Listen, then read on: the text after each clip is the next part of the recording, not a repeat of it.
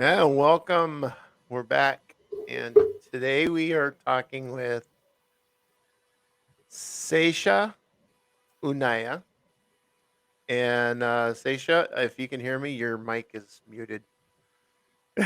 I don't know how it got muted, but it still is.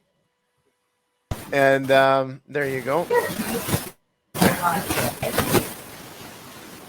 And let's see, you have a blog, if I remember correctly. Uh, Uh oh, what happened, Joe? I don't know. All of a sudden, I don't know what's happening, but It's the internet. It doesn't like us. Daggum internet.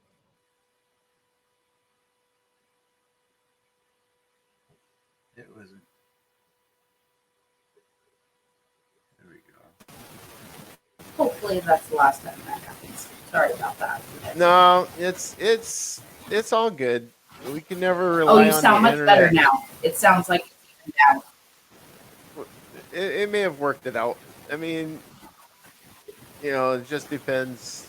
Right now, the internet can be a little bit bubbly. But I was looking here, and it shows that PT you have a and blog, right?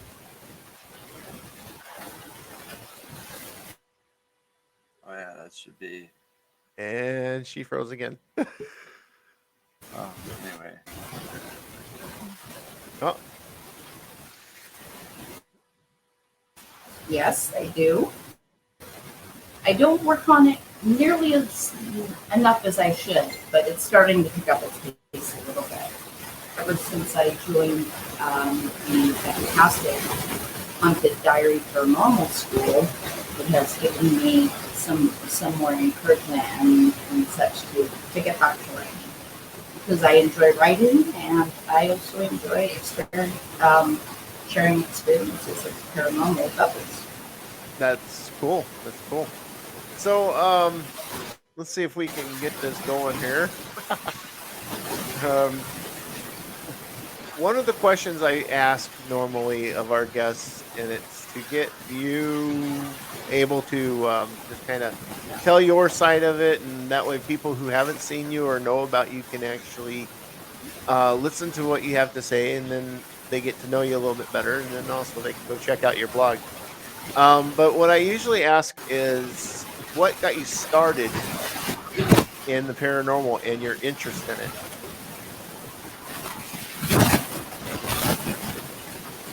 Well, you know what? It's kind of one of those things that shows me. Um, I was born with congenital heart disease, so I had my first open heart surgery when I was 13 months old. Oh I man, had my second one when I was 7, and then again when I was 11 years old. Uh, the last two times I went under, I did pass, flatline technical term. First hmm time was for a minute and 37 seconds, or 42 seconds, excuse me. Second time was for 2 minutes and 37 seconds. Now, my belief, as well as many others, is when you have those type of experiences where you cross over, even for a short time, and touch that other side, you then become connected to it. You build that yep. cord, and you bring it back with you.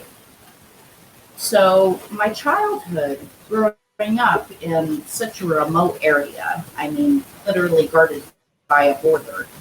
Uh, it, we didn't have malls. We didn't have places to go and hang out after school. It was the forest and the beach Right. and things like that. So a lot of imagination, a lot of very unique people come out of there. Musicians, poets, writers, because we all have so much time on our hands. So.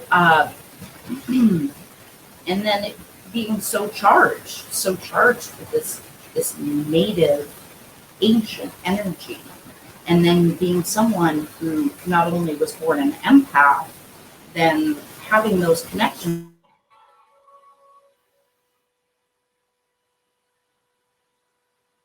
energy and seeing energy and feeling energy, it made for an interesting child. You know, I you're not the only one I'm sure that's heard this from.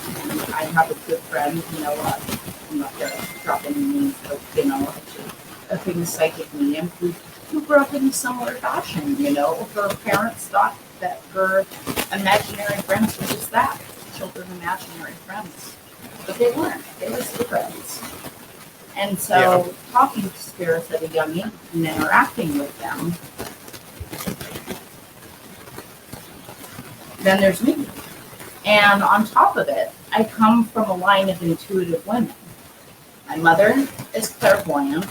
My Nana, who's my namesake, or I'm her namesake, she's the one that actually got me involved in magical practices at a young age. So she was kind of my mentor and is now one of my spirit guides. Well, that's pretty cool. So No, it is. Go ahead. Oh, no. I'm just on the topic of sharing the story. I mean, really, that's kind of where it is. That's kind of where it left me. So I'm open. I'm very sensitive, and then I start to grow up. I start getting past the stages of spending so much time with my spirit friends. Although I've as well, I started to learn more and more about the person who was teaching me about magic, which was my Nana. She worked with an Indian guy as a small child, and he was part of a local tribe from Las Cruces, Mexico.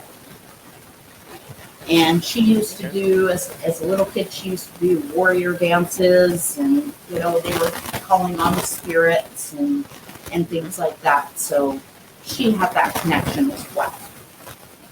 Now, here I am, we fast forward, I'm about 2.5 years old, and they take me to Stanley Park in Vancouver, BC. And there's this native man sitting under a tent, and he's painting oil paintings of portraits for people, for a fee. And we wanted to commemorate the time, so my mom had an oil painting done of me as a child.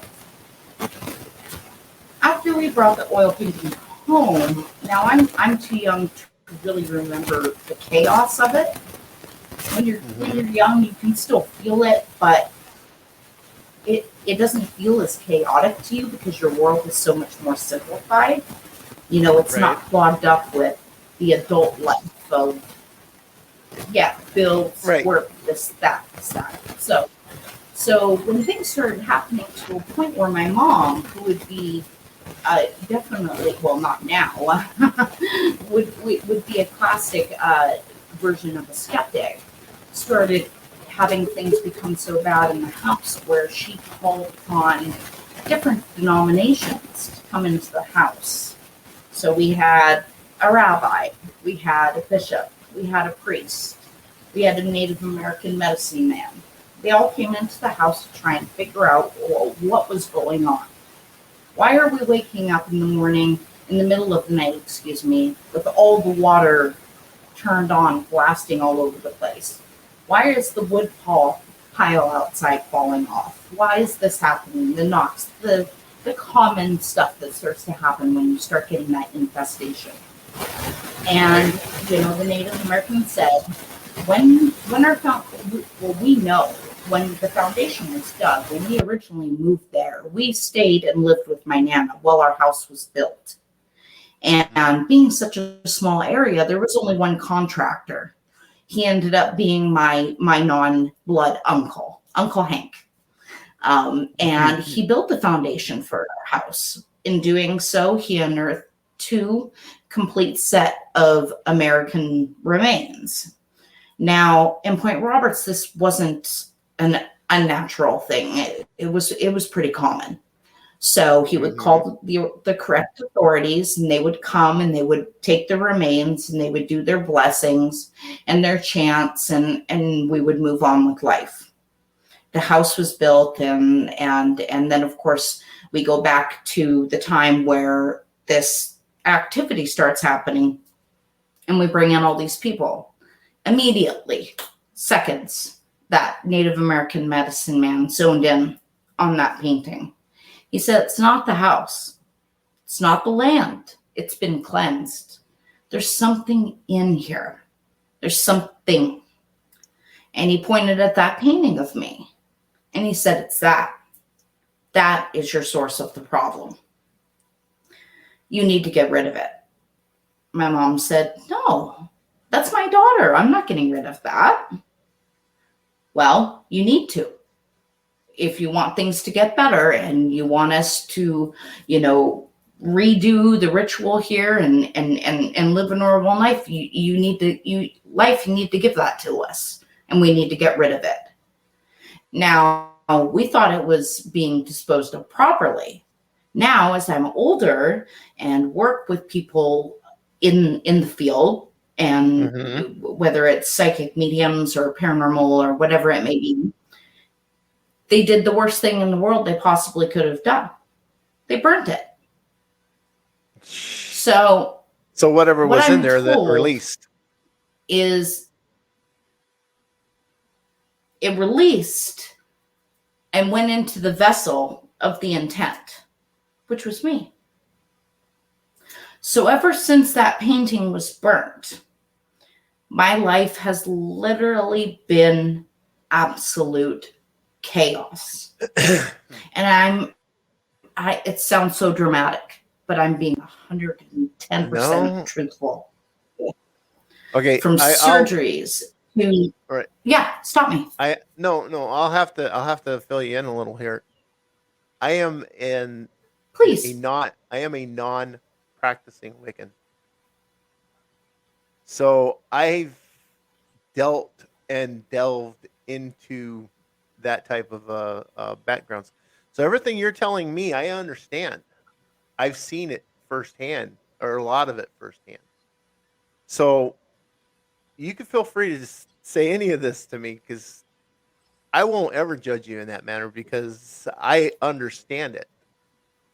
So if that, I just want you to feel that you can be at ease talking about this with me. So, but yeah, that is the worst. I appreciate that.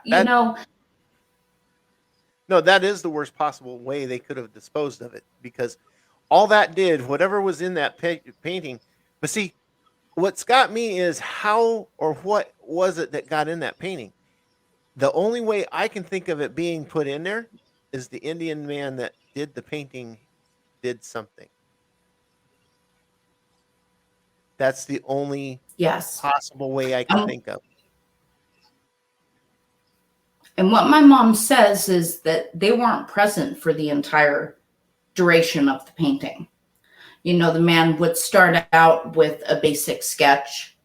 I was a 2-year-old. I'm not going to sit still for 4.5 hours to have an oil painting done, right?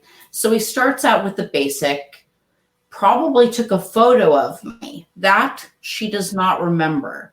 However, in my mind, with certain intuitions that I have, I believe that he did take a photo of that of me to refer from. Now, and as you know, Native Americans, you talk to a true-blooded Native American, they will not have their photo taken. It's very against their beliefs. It's because against to their have beliefs. one's photo taken is to have part of their soul taken. Exactly. Exactly. That's where I was. I knew that's exactly where you were going with it, because it's one of the their oldest belief. Native American beliefs that you most commonly hear about is them not wanting their picture taken because they feel that it'll trap part of their soul. Yeah, or most of their soul. Yeah. So yeah, I figured that part there. So go ahead.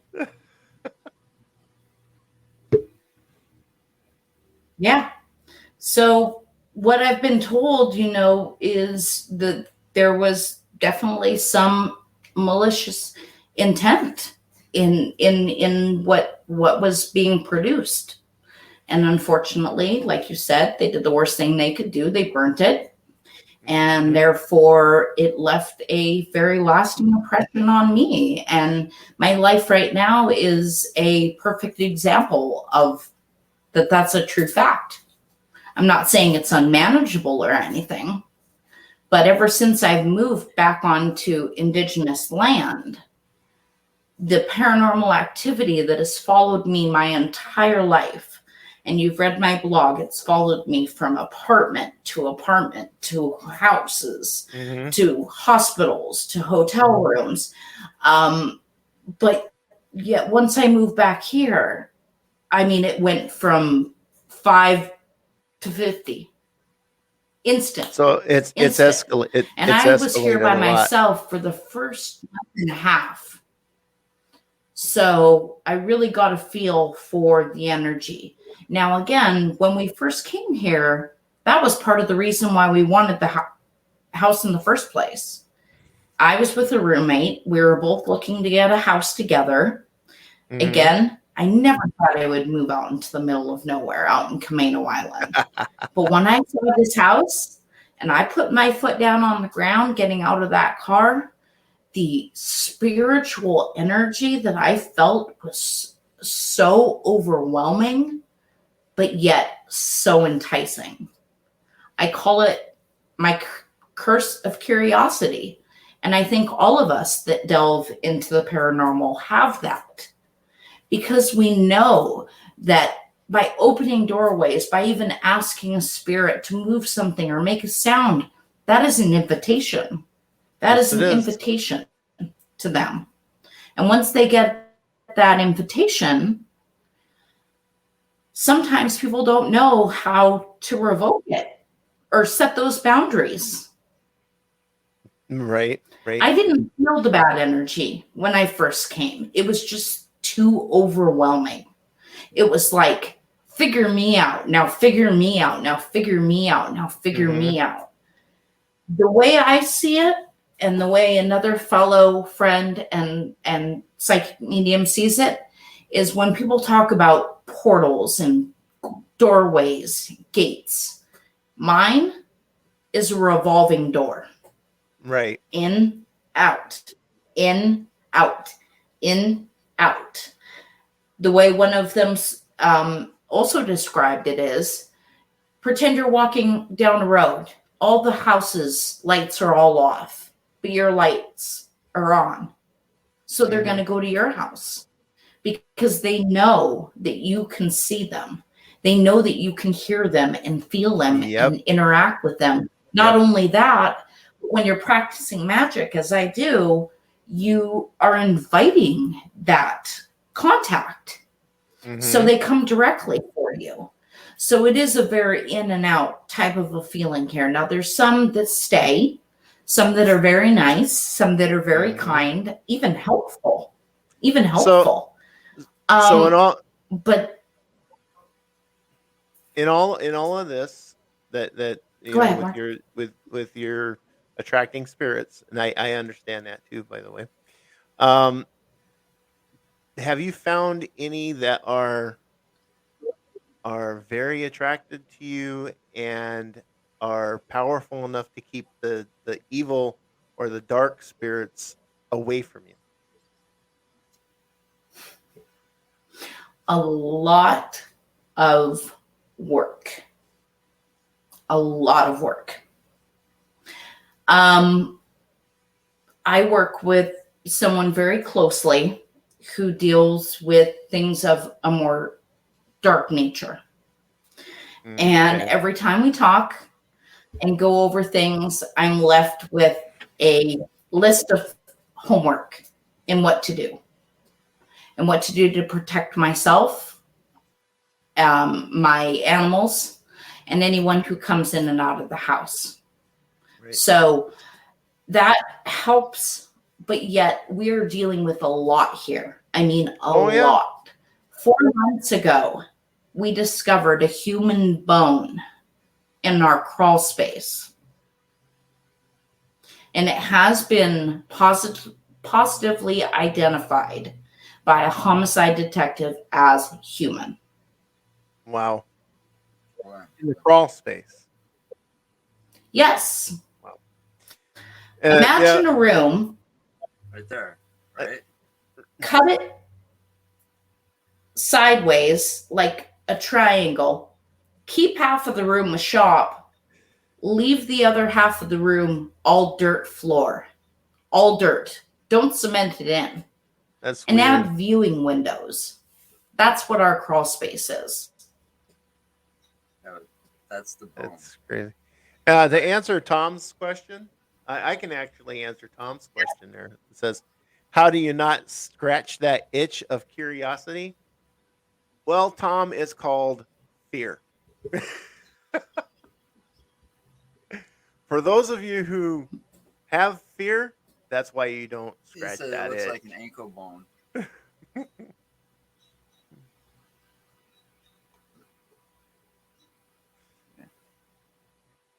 So anyway, yeah. Well, Mr. Tom Klein, he has went to school for medical doctoring. So he's one of our friends up in Grafton that we've been doing stuff with too. So anyway, wow. To answer Philip, it looks like Philip Hey, you has a want to know how it was question found? about how I found Yeah, it. how was it? Yeah, how was it found?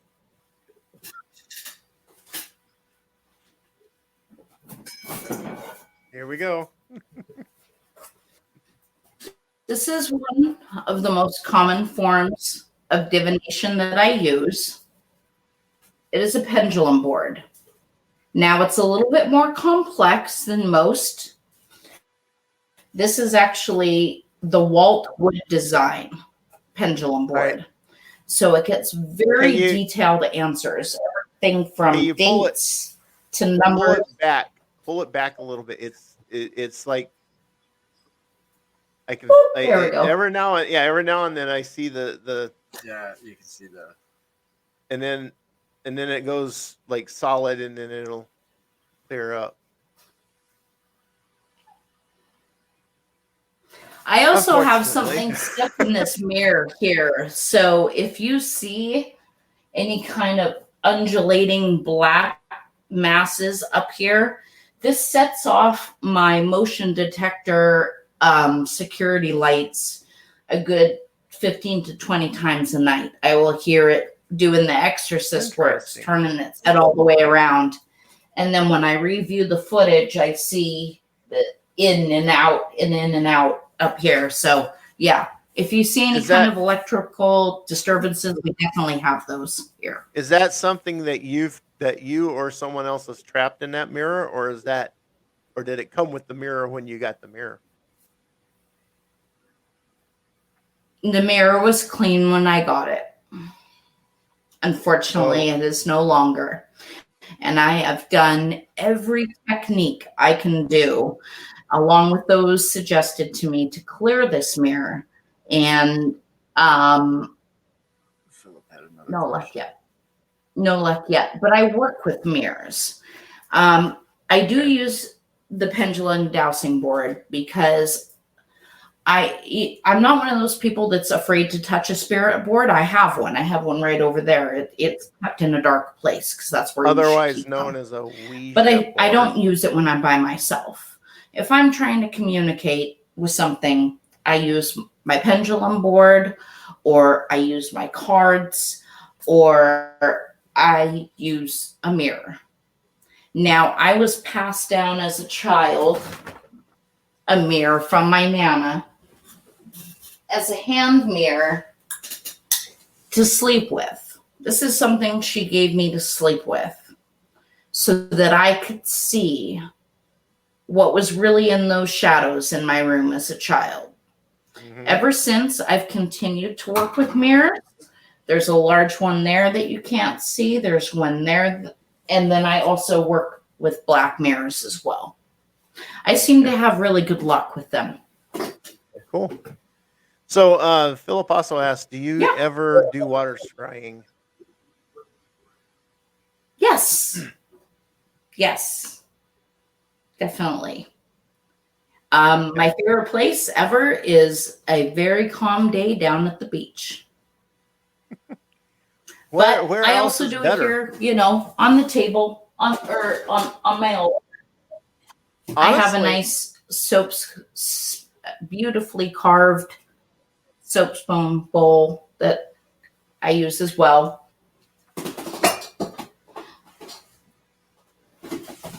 I also use black obsidian balls as well as mirrors. hmm I have one of those, by the way, that a friend of mine gave me. So Very nice. Very nice. Not so only but is it a tool, but it's a great stone to work with. oh yeah. What I Smoke and was mirrors saying will though, cleanse it. Yeah. that's what Tom says. But what I was saying about your talking about being on the beach, that where else is a better place to be? Honestly. Because when you're there, you're within the vicinity of all that energy out of the I ocean. love it here. I love it. The ocean is an infinite pool of pure energy. Well, then why are you in? Then why are you living in Wisconsin still? You know that. Don't get me started with that. There's something keeping them. Yeah, it's called my daughter and my grandchildren. I'm not leaving them. Very nice. Priorities. Priorities. Yes. Yeah, obsidian is pretty good. I find that onyx is Um,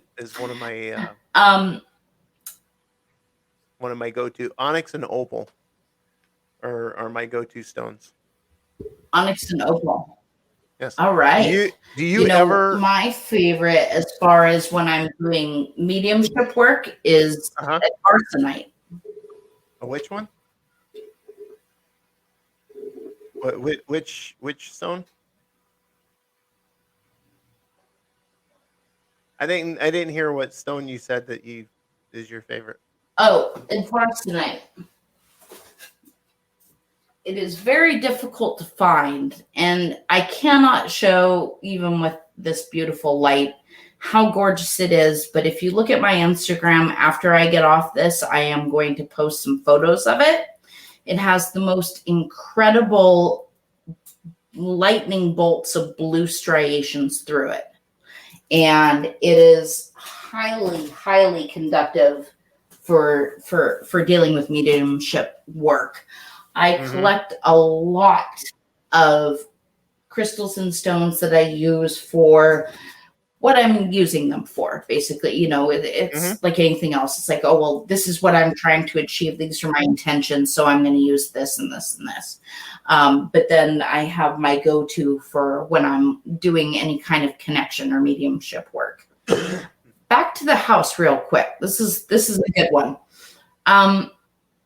A couple weeks ago, we had, well, I guess, geez, it's been maybe a month so now. We had to have our handyman work on the foundation down in that crawl space room. Okay. Now, while he was down there, he kept hearing, like, what are you doing? What are you doing? Stop doing that. What are you doing? And he thought it was me. So I get this text on my phone. And he's like, are you messing with me? I'm like, what are you talking about? I'm upstairs, like, listening to music. It's not me. That night, he was so disturbed. First of all, he didn't want to come back and finish the job. He was having his shirt tugged. He was basically, it kept turning off all his lights. It was like, don't do what you're doing kind of a thing. He called the owner, the original owner of the house, not the very, very first one we found out. Second one. She bought the house in the 70s with her husband. So the original part of the house was built in the 70s. It has additions.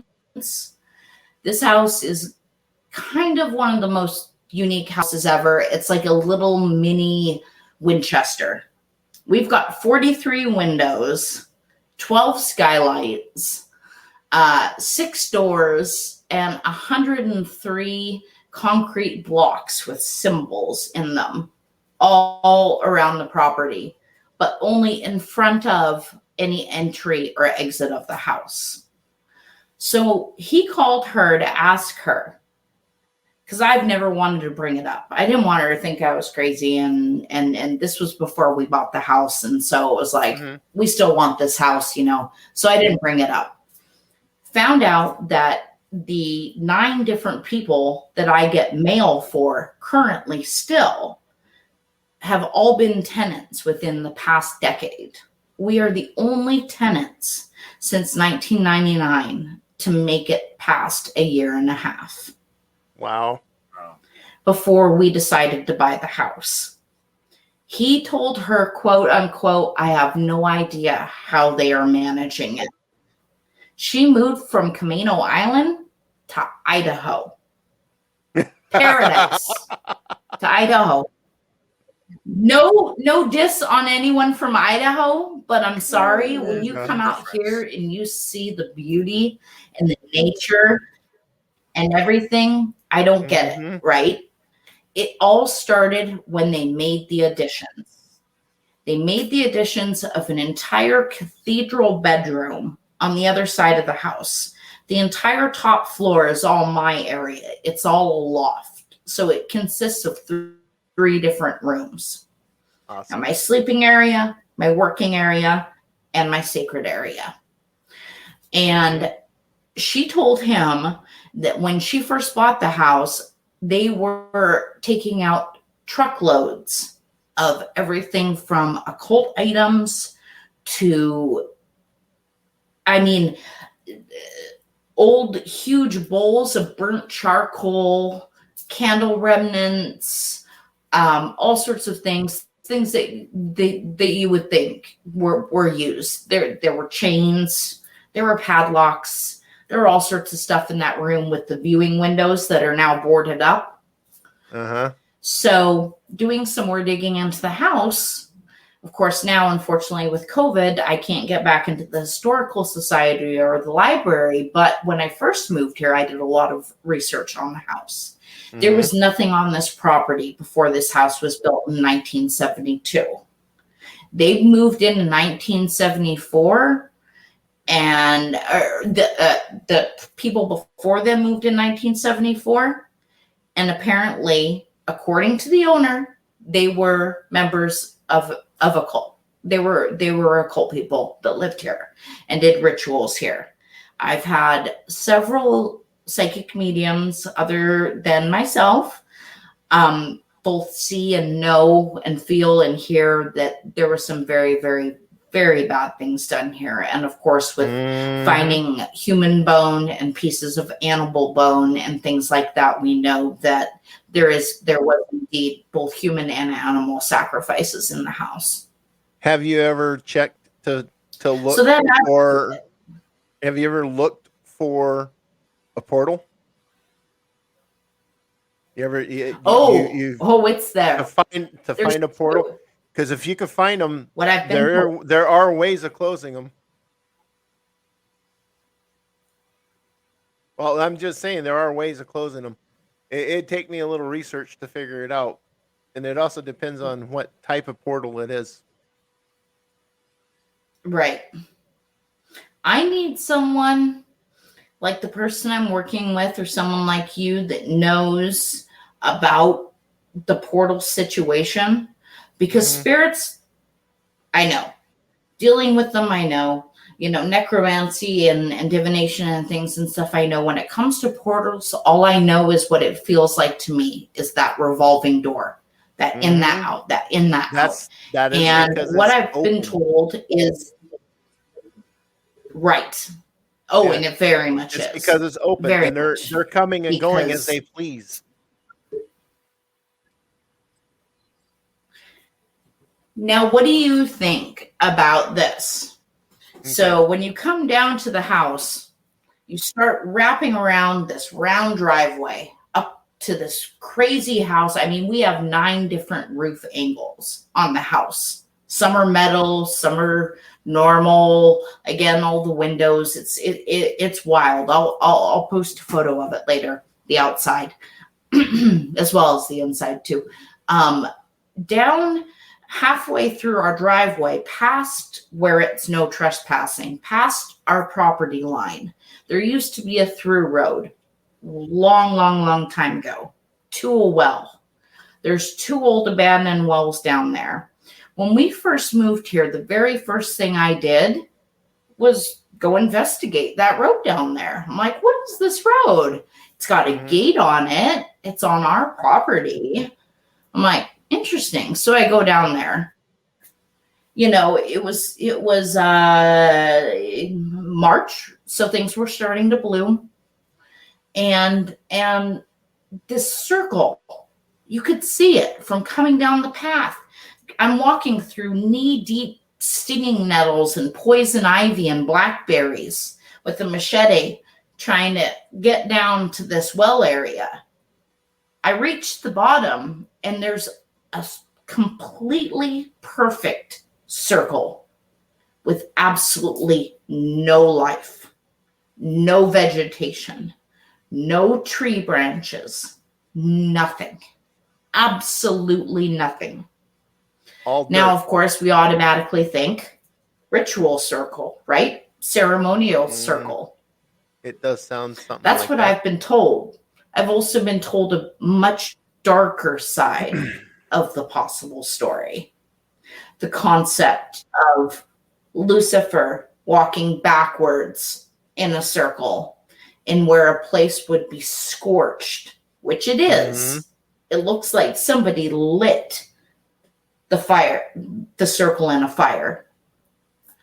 And then after that, apparently nothing grows. Now, I'm not very versed in demonology. I do have a friend who's the one that told me about this. It makes sense to me. I don't know. What are your feelings on that circle down there? It does sound like what the folklores talk about, the devil's circle. And thoughts? Where where's Lucifer basically one of the folklores in the older times talks about what is called the devil's circle, where Lucifer comes and dances on the crops, and he dances a circle around, and everywhere inside the circle just dies and nothing can grow after that. And the way you're explaining that does sound similar to that. It doesn't have, in the folklore, it doesn't say anything about him walking backwards in the circle and then the circle catching on fire or anything like that. It's just basically he comes and dances on the crop, and it it's now um, infertile, and it makes it infertile. You can't ever grow anything there again, and it doesn't matter if you bring dirt in to try and replace it. Supposedly, it will never grow again. So that's kind of how that sounds. And it hasn't in the 2.5 years we've been here. Now trees and stuff will fall because it is in the forest and we do get a lot of storms here, but nothing will grow. Nothing. Not a clover, not a weed, nothing. Has anyone tried planting anything there? Have you tried planting? Here's an experiment to try, and don't put it in the ground. I'm sorry? I didn't hear what you said. Oh no, I was asking what you would suggest. It's probably our lag. No worries. I was asking you what you would do. Well, what I would do to kind of experiment on it to see, I wouldn't try to plant anything into the ground. I would actually take a potted plant during like the summertime and place it out there in the center of that circle and make sure to keep watering it and everything and see if it winds up dying.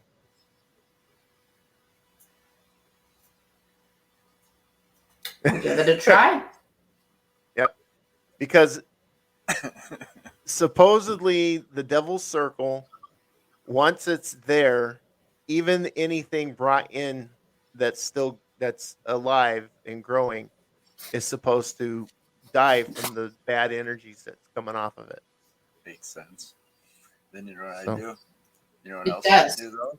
Just I mean, just out I of curiosity, you know, yeah. I dig up some of the dirt from that circle and put it in a plant and try to see, you know, put it in a pot and see if the a plant would grow in there at all. yeah, You know, you could do that. I And mean, then if you it know, doesn't grow, then you if you can. want to test all That's a good theories, because idea. you know we say anything's Yeah, possible. I'm gonna You keep the gotta plant rule it out. outside. I don't know about bringing it in and putting on my dresser, but No, Right. no, I that's not mean, what I I would be found chunks. suggesting. I found chunks of a black obsidian, just the most gorgeous pieces. But everything I find outside, I leave outside. And when we first moved in, I like to do a lot of gardening and landscaping. I would constantly be coming across these sculptures, things that people had just tossed away. Angels with broken feet, angels with no wings, animals, things like that. So now I've collected them all and put them by one of the treehouse buildings. So not only do we have this little mini Winchester, it also has other buildings on the property as well. There's a big garage. There is a gigantic coop that looks like it was used for goats, possibly. Has houses, larger area, and then there's this what I call the tree house, and it's where I keep all my gardening tools. When I first moved in here, I would constantly at night hear the sound of what sounded like a tricycle or squeaky wheels. It made me think of a radio flyer wagon being Hmm. pulled, and pitter patter, pitter patter, pitter patter, pitter patter of feet. And so I figured we've got a mischievous child spirit because all this stuff started happening. Things start going missing. I have friends that contribute that to fairy magic, as they call. So I tried giving it a gift. They said, try giving it a gift and see what happens. I found this little thing of bubbles and one of those remember those old parachute guys that you Yeah. yank the thing and the parachute would go up? I put one of those in there. Came out the next morning, parachute was gone. The bubbles were there, but so was a stuffed sock monkey. I collect monkeys. I have a thing for stuffed monkeys. So it gave me a present back. How fun is that? That's I'm not pretty bringing that monkey interesting. in the house, but it can hang out there. Yeah, that Yeah. is pretty I interesting. always I always knock and announce myself when I go out there. I try and be very polite. Yeah. That's a big part of dealing with living with spirits is being polite and showing respect. Well, yeah, exactly. You show Especially respect, since if this was their area first. right? You show respect to the spirits, Yeah. and and most generally, the spirits are going to respect you back by if you ask them, if they're being a little too mischievous, and you ask them to please tone it down or leave you alone, they will. As long as you're showing them respect, they should show respect back to you, unless, of course, they are in a deviant, malicious type of spirit. Now, I do have a question for you. In all your time there, now you've been there for 2.5 years, and all your time there, and also talking about your shed there, or your not shed. I can't remember what you said it was. Have you ever heard what The sounded like treehouse. the treehouse? Thank you. Have you ever heard what sounded like a bell, a jingling of a bell? Like you remember when the children's shoes, that little bell that the moms would always put Oh, the on shoe the string. chimes. We have wind chimes outside, I don't think I'm she's not so it that could have talking been old. about the that. chimes. I'm not talking about the Like chimes. to I keep a mean, lot of wind chimes, sound magic and things like that. The good right, magic, right. but But I mean, have you just like out of the not blue, without necessarily. without the wind blowing or anything, just kind of heard what sounded like a bell, not a chime, not the chimes themselves, but it sounded like one of those little bells. like a Those you sleigh hear at bell. Christmas time. Sleigh bell. You know, sleigh bells. Okay, that's Yeah, that's a like the distinct jingle bell, bell like the sound. jingle bells you hear at That's a Christmas time. better type of description of it. Yeah, because it's exactly the same thing. Okay. If you remember, The reason haven't I seen asked, those. You know, my mom used to make me wear those damn things when I was little. well, we Mine should make too. you wear them now. So, but no, the reason I So we can asked, find you. Where's yes, but Everybody can find me. I don't go nowhere. I'm let not me allowed finish. to. Let me finish, Joe. So the reason I ask is because people who have heard that type of bell, when there's like nothing out there that would actually give that kind of a noise, associate that with imps. Imps are part of the fairy world. They're part of the fays. And when you hear that type of bell, that is an association with an imp being nearby. Especially when there's nothing Ah, out there that will make that kind of sound. And right. imps are known to actually bring gifts as well. Well, So see, that makes sense. It could be that. It could be that.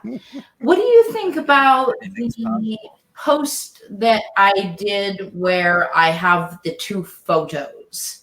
And those photos of the apparition that I caught were both exactly same face, same facial features. When you're looking at it, what you're looking at is the tree house behind the Japanese maple that's in front of it. I went out with my camera and did about 40 burst shots. And in two of them, one time, it's up on the top metal roof coming down. The second time, it is peering from behind a fern. But what blew me away was the clear definition of the facial features, because in the years that I've been doing paranormal investigating, I mean, I've got EVPs, I have sound recordings of even direct voice phenomenon DVPs, or coming through on my security camera because they're so loud. But when I caught those photos, that really was something, because I'm thinking, is this who I'm dealing with? Is this the mischievous one? Because it didn't start right away. Like I said, the bad stuff did not start right away. And by bad stuff, you know what I mean. I mean, I was bitten in the hospital. I was going through periods where I was constantly waking up with marks that were not there and could not be made by me in places that I can't even reach with my hands. They would often happen either in bed or in the shower.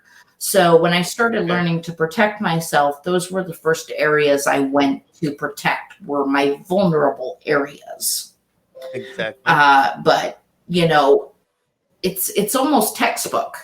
Sleep paralysis on a regular basis, all those types of things, the knocking, the noises, the lights on and off, all that kind of stuff. It really is cliche, but it's true. It's true. And luckily now that I am doing the work, it has gotten a lot better. It has. So there is hope for people out there. I'm not going to say that I don't feel the oppression. I do. And sometimes I do feel uncomfortable, but I don't show it because that's what they want. They want the fear. They want you to be scared. So I need to assert my dominance, reclaim my power, reclaim my magic, and set boundaries. Those are my most important things that I would tell anybody dealing with what I'm dealing with. Yeah, definitely. And be open to who you get your information from. I work with Catholics, I work with Christians, I work with Satanists. You have information that can help me, I'll listen. Well, I can only tell you what I know. and what I've experienced in life. That's about the best I could do. Um, I'm jaded to a lot of things And because you've there's so experienced quite a bit much. yourself. What would you Yeah. do if you were me? Well, I've already had some weird experiences with a woman that I dated a long time ago who was she was a Hispanic woman, and she could actually be considered a bro. You know what that is, right? Indeed. A witch. See. So yeah, and she played a lot with the darks, and I actually uh I actually shared a dream with her, and I know that it was her dream because she explained it to me before I said anything. And in that dream, I physically battled a demon that was trying to harm her. And it's really weird because during the time I was Mm, with her, I came face to face with probably about 3 different demons. They were low level, but I was able to fight them off. So, like I said, I'm kind of jaded to a lot of stuff. wow. That's a lot to come up against. It is. It is. Now, the way things went in my family is my mom, she was kind of clairvoyant, and she was, sensitive. And it was always only the women in the family that would get it, and it would skip a generation each time. I am the first known male in my family to be sensitive in the way that my mom was. And then my daughter is kind of the same way I am now. So I do have a touch of the ability, but I haven't really honed it. But again, like I said, I'm out of practice on the Wicca, but it wouldn't take me long to get back into it. But for you, what I would do is I would actually I would put together a talisman with a power crystal in it, and I would present it to you like a like even a medicine man, a true Indian medicine man could actually do the same thing. But it would be a talisman with a power crystal of protection, and it would help to ward off a lot of the negative energies and the negative spirits that are trying to mess with you. Yeah. Um, as far as what I'm doing now, I mean, I don't know if you want any specifics or anything, things that have been helping me out of suggestion. Um, one of them, unfortunately, I'm still working on because when you're Hmm. told to put bottles of salt, like open vials of salt, in the corners of your house, most people have a south and a east and a north and a west corner of their house. I have about 7 in the east, 9 in the north, in the south. So I am still Can I ask? Can I ask what? working on all of these bottles that I'm collecting to put to all the corners. Okay, what kind of salt are you using? Ask anything. No, what kind of salt are I you was using? told specifically, even though I do have pink, white, black, and red, it's Himalayan. That's what I was told to use. Do you disagree? Yeah, I do. Um, the salt that I You do was disagree, always don't you? yes, yes, I do. The salt that I was told to always use for any kind of spells or any kind of use in magic is pure sea salt. Because if you think about this, the salt in the sea is Okay. infused with the power of the sea. So you have the energy of the ocean in your hand when you're holding that salt. And you're able to channel that energy through that salt because it is still connected with the ocean.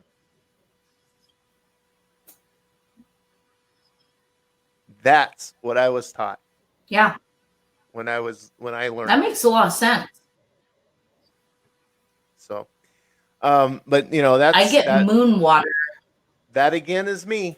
Okay, I'm not trying to dispute anyone else's theories or anyone else's teachings, but that is how I was taught, and that is me. That so if the Himalayan salt's not working for you, try the sea salt, but make sure it's pure sea salt. Certainly will. Thank you. I appreciate that. I'm willing No to try problem. anything, really. I mean, I had a friend who I was video chatting the other day, and she said, "Man, I just noticed a difference in you. You seem lighter, you know." So something that I'm doing is working and is helping. Creating the Yeah. barriers is huge. Not just physical barriers, but mental barriers as Oh, yeah. well. Letting them know who is boss. I have the power. I am the one that is living. This may have been your house, but it is no longer. If you're good, you are more than welcome to stay. If your intentions are bad, you have to stay outside. That's the way it is. And this is a trick that was taught to me from someone I'm working with, was to wrap a red rope around my bed. Ever since I have had that red rope around my bed, I have not had sleep paralysis in over 2.5 weeks, which for me is a record.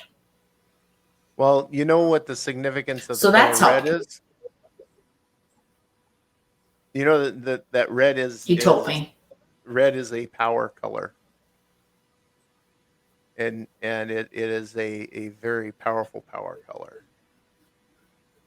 So that could be what's helped. Also, the advice to use a self-made protection sigil underneath the bed with a mirror, upside down, black side up, projecting that sigil downward, keeping it down so it cannot come up, is another thing I was told. And that actually has helped with my nightmares significantly. Yeah, and another thing too, going back to the sea salt, using sea salt in a container setting under your bed will also help create a protective barrier.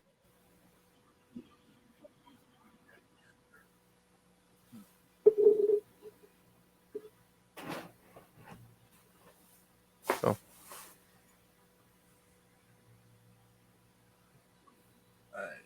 Any other questions? no. It's the intent and the rope. Definitely. Yeah. Everything is about the intent. Yes. Oh yeah. Closing Exactly. words, that is the key. The intent. Yes. Definitely.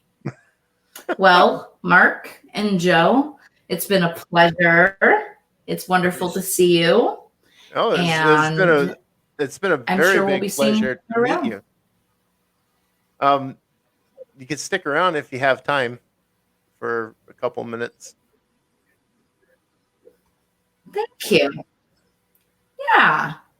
Yeah. Yeah. Not nearly enough time, but it's not the last. That's for sure. All right, Joe. Thank you for listening to my story. Thank you for everyone who's watching. To your story. I hope you enjoyed. If anyone ever wants to hit me up with any questions at all, feel free to contact me. You can find me. Of course, my name is unique. Just start typing in my name. I'm the first one to pop up. Go ahead. Yes, she is. Facebook, Instagram, my website, even my email is available. And of course, my blog, X Paranormal, at blogspot.com. And then my affiliation with, I'd love to give really quickly a huge shout out to Nick and the Paranormal Diary School, because it is a fantastic place to be. It's a wonderful family to be a part of. And Paraflix, yes, Paraflix, we are all very excited for it.